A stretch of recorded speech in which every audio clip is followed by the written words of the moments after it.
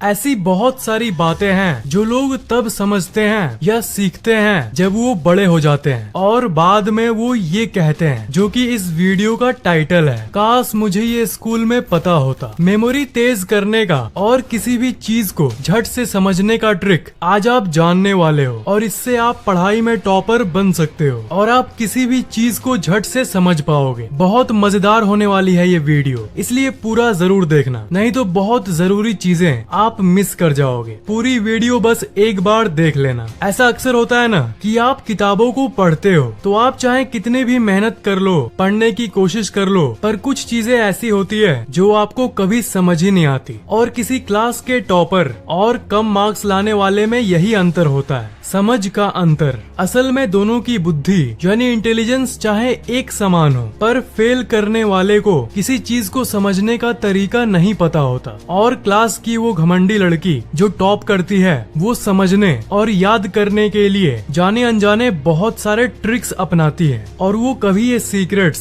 किसी के साथ शेयर नहीं करती, क्योंकि शेयर करेगी तो वो कंगाल नहीं हो जाएगी, सबके अच्छे मार्क्स आने लगेंगे। पर राजेश भाई यहाँ मौजूद है।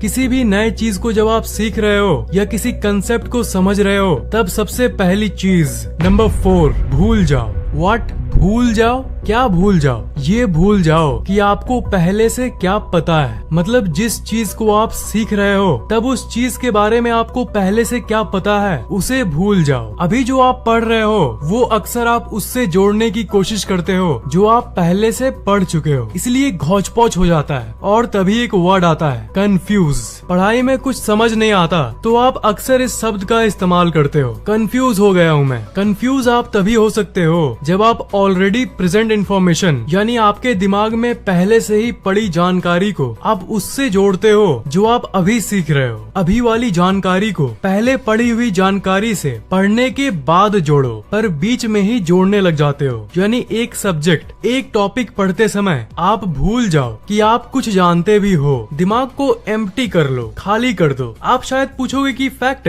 How does it exactly works? ये काम कैसे करता है? मतलब इस माइंड ट्रिक के पीछे लॉजिक क्या है? देखो, ये है आपका माइंड और ये है एक चैप्टर, मैथ्स का एक चैप्टर, साइंस का एक चैप्टर, अकाउंटेंसी का चैप्टर, यह दुनिया के किसी भी सब्जेक्ट का एक चैप्टर है जिसे आज आप पहली बार सीखने वाले हो। एक नया टॉपिक है, अब आप इस टॉपिक को पढ़ना शुरू किए, पर आप यहाँ देख सकते हो आपके ब्रेन में पहले से ही पड़ी हुई इंफॉर्मेशन है, जानकारी है। आप खुद ये मान लिए हो कि आपको बहुत कुछ पहले से ही पता है और आप बहुत सारे अलग अलग चैप्टर्स को इससे भी पहले पढ़ चुके हो, इसलिए दिमाग तो पहले से ही रिजर्व्ड है। अब जो नई जानकारी आएगी वो पुरानी जानकारी से कहेगी कि भैया थोड़ा साइड होना। पुरानी इन्फॉर्मेशन कहेगी आ जाओ भाई आ जाओ, अच्छे से वेलकम करेगी क्योंकि जगह थोड़ी मोड़ी मौजूद है। पर कुछ मिनट बाद ही दिमाग पूरी तरह से भर जाएगा और जो नई इन्फॉर्मेशन आएगी वो पुरानी इन्फॉर्मेशन से लड़ाई करने लगेगी, ढिशुम ढिशुम, क्योंकि और जगह बाकी नहीं होगा। और यही वो कारण है जिसके चलते आप नई जानकारी को नहीं समझ पाते हो और उस ढिशुम ढिशुम में कई पुरानी इन्फॉर्मेशन भी नष्ट हो जाती है। इसलिए आप कभी कभी ये कहते हो कि अरे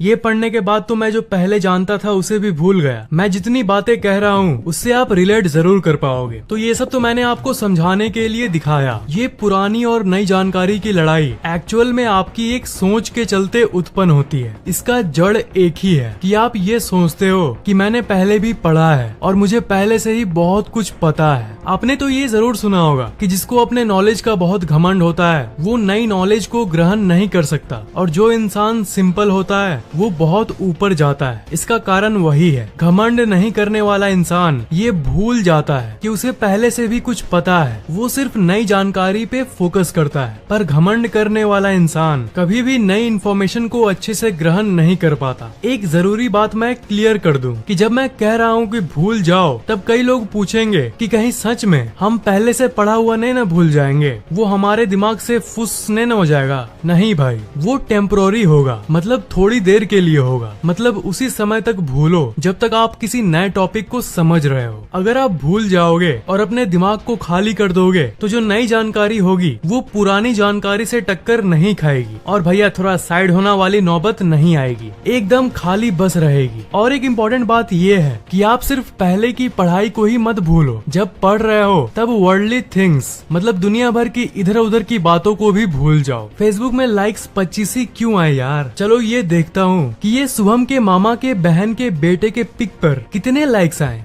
150।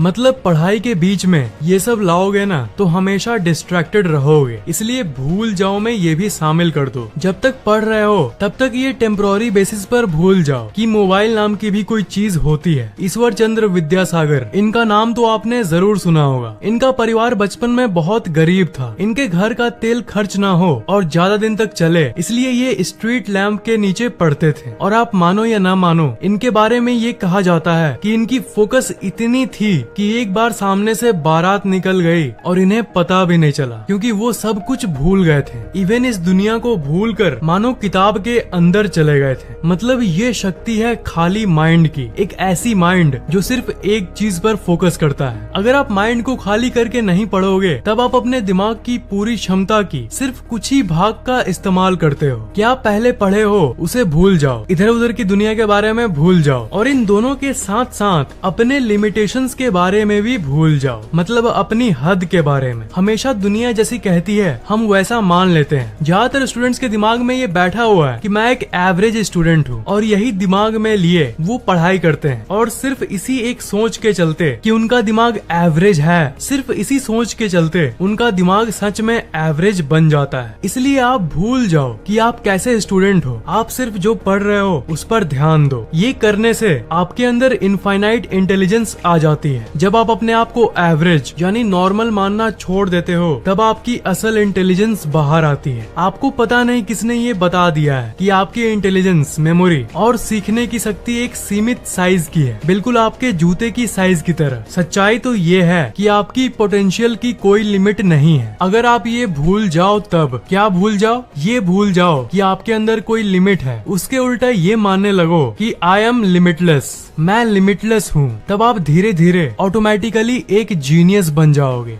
नंबर 3, पढ़ाई में हलचल लाओ। फैक्ट एक, पढ़ाई में हलचल क्या होता है? हलचल मतलब अपने आप को जगाओ। स्कूल का एजुकेशन सिस्टम कैसा होता है? टीचर आएंगे, लेक्चर देंगे और चले जाएंगे। वो बस ये कहते हैं कि इन्फॉर्मेशन को दिमाग में भरते रहो, एक घोंचू की तरह। इसलिए ये पढ़ाई बोरिंग है, कोई हलचल नहीं होती है इसमें। ऐसा लगता है कि बच्चे जबरदस्ती पढ़ रहे हैं, मतलब प्रैक्टिकल नॉलेज की कमी है। मुझे अपने स्कूल लाइफ की एक घटना याद है। मैंने एक बार थोड़ा हाई लेवल का क्वेश्चन अपने टीचर से पूछ दिया था। तब उस समय टीचर ने मुझे रिप्लाई किया कि बेटा ये सिलेबस में तो नहीं है तो क्यों चिंता करता है। पर यही चीज ना बच्चों की क्यूरियोसिटी को मार देती है, जानने की इच्छा को मार देती है। हलचल लाओ। कोई क्वेश्चन का आंसर अगर स्कूल में नहीं मिलता तो उसे इंटरनेट पर पढ़ने की कोशिश करो। थोड़े जोश के साथ पढ़ो, क्योंकि हर सवाल का जवाब इस इंटरनेट नामक तिजोरी में मौजूद है। अगर ट्रेडिशनल स्कूल के आउटडेटेड किताबों को पढ़ते रहोगे ना तो कभी आपको ट्रू नॉलेज नहीं मिल पाएगा। मतलब हलचल लाओ, पढ़ाई को इंटरेस्टिंग बनाओ। आपको खुद स्टेप लेना पड़ेगा। टीचर के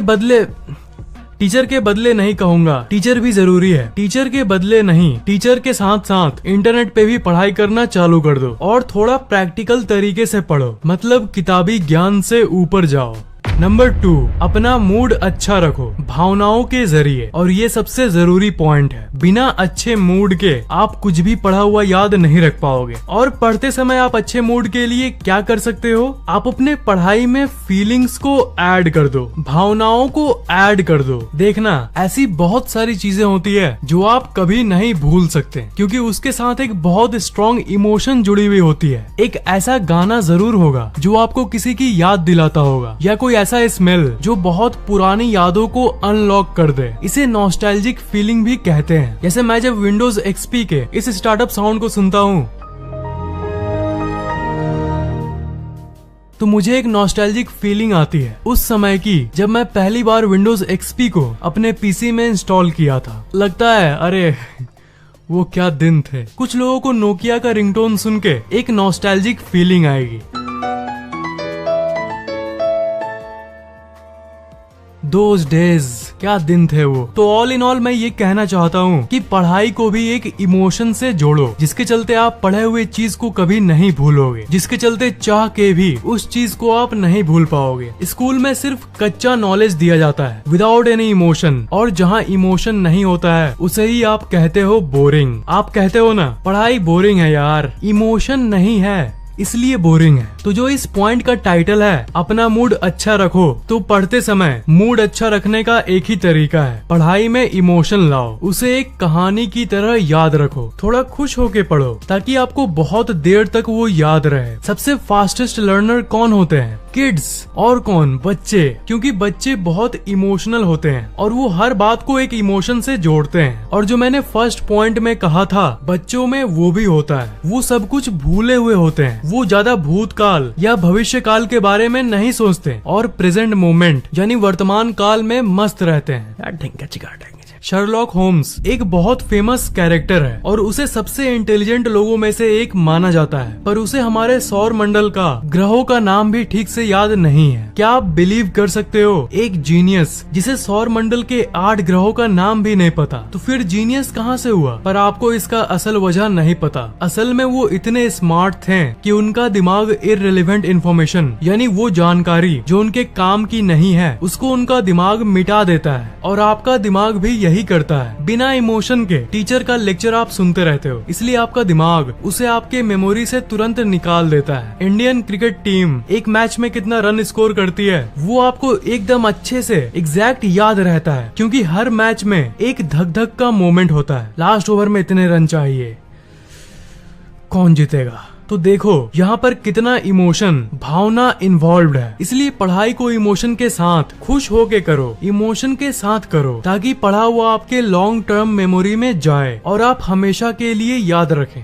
नंबर 1, ओकेजनल रिवीजन। आप कहोगे रिवीजन तो हर कोई करता है, इसमें क्या खास बात है? पर यही तो प्रॉब्लम है, जानता हर कोई है पर ज्यादातर स्टूडेंट्स ओकेजनल रिवीजन यानी दोबारा पढ़ने को उतना सीरियसली नहीं लेते। जो मैंने आपको थोड़ी देर पहले बताया कि आपका दिमाग उन चीजों को ज्यादा देर तक याद नहीं रखता जो आपके लिए जरूरी नहीं होता है। इसलिए जब आप किसी पढ़े हुए चीज का रिवीजन करते हो, मतलब उसे फिर से पढ़ते हो, तो आपके दिमाग को ये सिग्नल जाने लगता है कि ये चीज आपके लिए जरूरी है, तभी ना आप इसे बार बार पढ़ रहे हो, और इसलिए ये आपके लॉन्ग टर्म मेमोरी में उस चीज को सेंड कर देता है।